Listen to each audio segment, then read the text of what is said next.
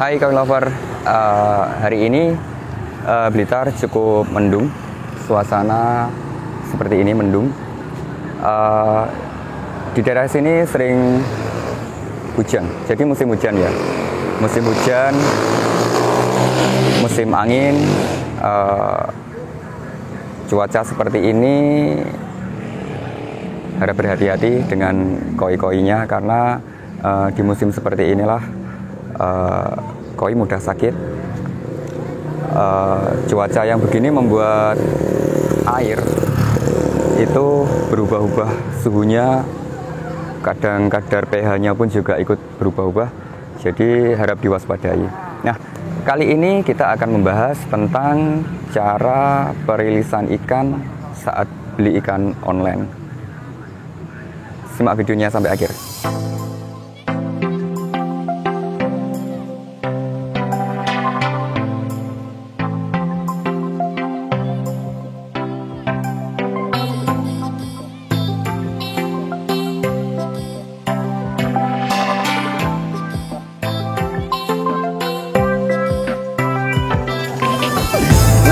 Lover, jangan hiraukan, itu di belakang saya ada ogon, karasi ogon. Jangan hiraukan, itu patung, bukan koi beneran. Jadi di Blitar ini di berbagai pelosok kota dan kabupaten itu banyak sekali patung-patung koi, karena Blitar memang kota koi, orang sebut seperti itu. Oke, kali ini kita akan membahas tentang perilisan ikan saat ikan datang beli online. Nah, dari Blitar sini banyak seller untuk dikirim jauh sampai ke luar Jawa, bahkan sampai ke Papua. Itu sangat jauh dan jelas kondisi airnya itu tidak sama dengan yang ada di Blitar. Makanya di video kali ini saya ingin membahas tentang perilisan ikan, karena ini sangat penting. Ini sangat penting untuk kelangsungan ikan itu. Jadi begini, banyak yang menganggap ringan saat merilis ikan ke kolam baru. Itu banyak sekali yang menganggap ringan hal itu, padahal itu adalah salah satu kunci ikan itu bisa bertahan atau tidak di lingkungan baru. Di Duta Koi sendiri, setiap pembelian ikan di dalam box itu disertakan seperti ini, petunjuk cara penggunaan, cara penanganan setelah ikan datang. Nah, ini diikut sertakan dalam box penjualan. Tapi ini standar dalam artian ini bisa digunakan saat beli ikan yang nggak jauh dari Blitar atau masih sepulau Jawa. Ini masih bisa lah digunakan. Tapi di kondisi tertentu, misalnya seperti ini, cuaca yang sangat ekstrim, ini harus dilakukan perawatan lebih, harus dilakukan tindakan lebih. Jadi tidak hanya mengapungkan kantong ikan ke dalam kolam, itu terlalu standar. Jadi untuk berhati-hati atau berjaga-jaga agar ikan-ikan yang kita beli itu sehat, tidak bermasalah, alangkah baiknya kita melakukan penanganan yang lebih. Jadi seperti ini, saat kita beli ikan secara online, itu kadang tempat seller itu jauh dari tempat kita. Nah, airnya jelas sangat berbeda dengan air yang ada di lingkungan kita. Makanya perilisannya pun harus agak beda dari yang lain. Jadi kalau para penghobi koi beli ikan di sekitaran rumah Anda, di sekitaran kota Anda, itu bisa saja langsung lepas. Tapi kalau Anda beli yang jauh, misalnya sampai keluar pulau, itu harus dilakukan perilisan yang ekstra. Jadi sebelum para penghobi koi itu membeli ikan, alangkah baiknya menyediakan peralatan karantina. Kalau nggak ada akuarium karena terlalu berat atau ribet dan mudah pecah, bisa memakai kontainer box yang ukurannya cukup besar, misalnya 80 atau berapa itu, bisa pakai kontainer box itu. Siapkan itu, kontainer box, terus heater, ini sangat penting juga untuk penyesuaian suhu. Sirkulasi atau pompa kecil yang biasanya kita beli untuk akuarium itu bisa, itu kita beli sirkulasi pompa air itu. Dan juga siapkan garam ikan. Nah, jadi 4 ini harus punya sebelum beli ikan online. 4 ini harus punya dulu. Jadi saat ikan datang itu kita nggak bingung.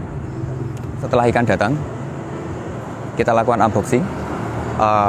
Di video unboxing itu untuk mengklaim garansi, berjaga-jaga kalau terjadi trouble di jalan, di perjalanan, itu kita ada klaim garansi dengan syarat video unboxing. Jika ikan sehat, ikan hidup sampai tujuan sehat, oke, ikan diangkat, lalu siapkan box karantina tadi, isi dengan air kolam. Isi dengan air kolam. Setelah itu ikan bisa diapungkan di kolam, bisa 3 jam atau lebih juga nggak apa-apa. Jadi setelah diapungkan di kolam selama 3 jam misalnya, lalu buka kantong plastik itu, masukkan beberapa gayung air kolam tadi ke dalam kantong plastik. Nah, tunggu lagi beberapa saat, misalnya 5 menit atau 10 menit, ditunggu lagi sambil dilihat ikannya bagaimana gelagat ikan tadi. Oke, setelah ditunggu 15 menit atau 10 menit bisa, atau 5 menit pun juga nggak apa-apa, itu ikan diangkat lalu dimasukkan ke dalam box karantina. Nah, di box karantina itu kasih garam ikan, suhu di 25 derajat minimal, semakin hangat semakin bagus.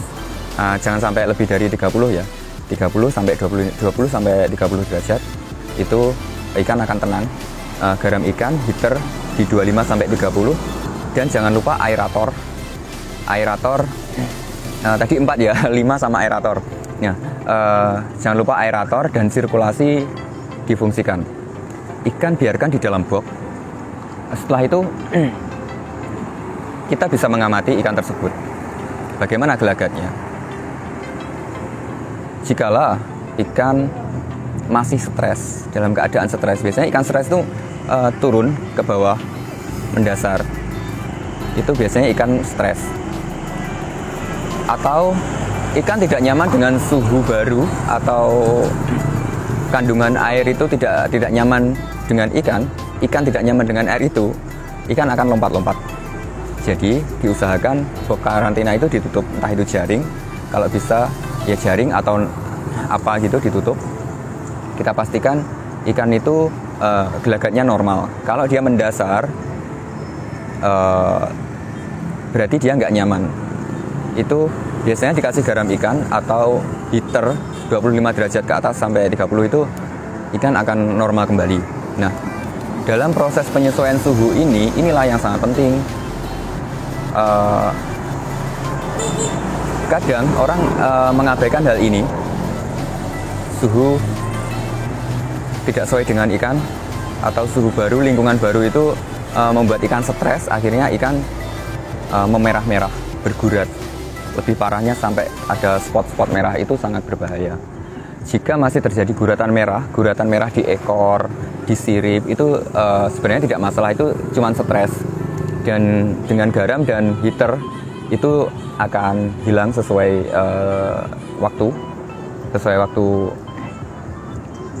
waktunya, nanti akan hilang sendiri. Guratan-guratan merah itu akan hilang. Jadi untuk menghilangkan stres ini, garam dan heater. Jangan lupa sirkulasi dan aerator, itu sangat penting. Ikan tidak bisa hidup tanpa oksigen. Jadi aerator sangat penting untuk mensuplai oksigen di dalam kandungan air itu. Kita tunggu ikan gelagatnya seperti apa.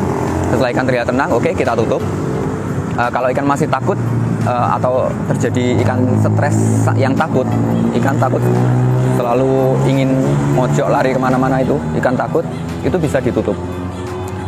Ikan di dalam area gelap itu dia lebih cenderung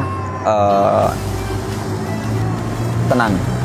Jadi kalau saya amati ikan itu waktu malam itu kayak tidur. Saat gelap dia turun dan dia diam. Itu seperti tidur. Nah, jadi kalau waktu ikan agak stres, takut, itu bisa dilakukan seperti itu. Ditutup, jangan banyak cahaya. Nah, kita tunggu, diamati, setelah 5 jam kita bisa lihat lagi ikannya seperti apa. Kita pantau secara berkala. Jika sehari sudah bagus, ikan tidak ada masalah apapun, kita bisa mulai mendripping air. Jadi mengurangi air lama dan memasukkan air baru. Air kolam bisa dimasukkan sedikit-sedikit, misalnya 20%, dibuang, masukkan 20% dari air kolam. Setelah ditunggu beberapa jam, 3 jam, ambil lagi 30% atau 50% juga bisa, masukkan air kolam. Kita tunggu lagi setelah 3 jam bagaimana ikannya. Dan setelah melalui proses ini dan ikan baik-baik saja, ikan bisa dilepaskan di dalam kolam. Nah, untuk mengantisipasi kolam baru atau kedatangan ikan baru, kolam bisa dikasih garam. Konsentrasinya bisa 3% dari kolam. Atau hitungnya bagaimana ya? Ya udahlah, 3%. Jadi bisa dikasih air garam, bisa dikasih garam ikan, ditabur-taburkan di kolam. Karena menurut saya TDS tinggi dalam air itu tidak membahayakan ikan daripada pH rendah di dalam air. Itu sangat berbahaya. Jadi yang kita kejar itu pH-nya, biar stabil dulu. Masalah TDS itu akan berjalannya waktu dengan dripping air dan runningnya kolam, itu TDS akan tercapai sendiri. Yang penting untuk darurat seperti ini, menjaga pH tetap stabil, tidak naik turun, itu penting. Jadi kasih air garam, kasih garam ikan. Jadi dikasih garam ikan untuk menstabilkan pH. Nanti TDS-nya naik, bang, gini sampai segini, nggak masalah. Ikan bisa hidup di 2000 ppm TDS itu bisa hidup, cuman nggak bisa dalam jangka panjang ya. Ini untuk darurat saja, agar pH tetap stabil, ikan nyaman dan tidak stres. Jadi kita bisa memasukkan garam ikan dalam konsentrasi, dalam jumlah banyak. TDS yang akan meninggi tidak masalah, karena ikan bisa bertahan hidup di TDS yang tinggi itu dalam jangka waktu yang lama. Cuman dalam jangka waktu yang lama sekali, dalam waktu jangka panjang, itu tidak baik TDS air yang tinggi itu. Karena di kolam sendiri pun pasti akan terjadi kerak, akan di pipa-pipa itu akan terjadi penyumbatan, atau di chamber-chamber itu sangat kotor keraknya. Jadi seperti itu. Jadi banyak fungsinya garam ikan itu untuk ikan koi ya. Pertama untuk menstabilkan pH agar tidak fluktuatif naik turun secara drastis, agar stabil, tetap stabil, itu bisa ditambahkan garam ikan di dalam kolam yang sudah running itu tadi, nggak apa-apa. Selain itu juga untuk membunuh bakteri jahat, untuk menghambat jamur, dan juga untuk menenangkan ikan. Jadi itu sangat penting, garam ikan selalu sedia di rumah-rumah para penghobi koi. Jika terjadi musim yang ekstrim seperti ini, bisa sekali-kali ditambahkan garam ikan di dalam kolam. Oke, koi lover, kelihatannya sudah saya berpanjang lebar dari tadi ngomong ke sana ke sini. Semoga bisa ditangkap penjelasan saya yang sangat ribet ini. Kita rangkum dari awal. Jadi plus minusnya beli online itu, plus minusnya kita beli ikan secara online itu, pertama ikan bervariasi, ikan banyak jenisnya, dan kita bisa menyesuaikan keinginan kita. Itu mudah, keunggulan beli ikan online. Jadi kita bisa hunting ikan-ikan bagus. Minusnya perawatannya agak ekstra karena itu di awal saja. Perawatannya agak ekstra karena penyesuaian suhu. Nah, dalam video ini tadi kita membahas tentang penyesuaian suhu itu. Penting sekali untuk para penghobi koi mengetahui atau bisa berusaha belajar untuk menyesuaikan lingkungan dan suhu baru untuk ikan-ikan yang baru datang, yang terutama ikan dari jauh. Itu sangat penting. Penyesuaian suhu baru, lingkungan baru itu sangat penting untuk ikan agar tidak stres, karena ikan stres itu awal mula dari penyakit-penyakit itu datang, seperti Aeromonas yang parah itu berawal dari ikan yang stres. Karena ikan yang stres itu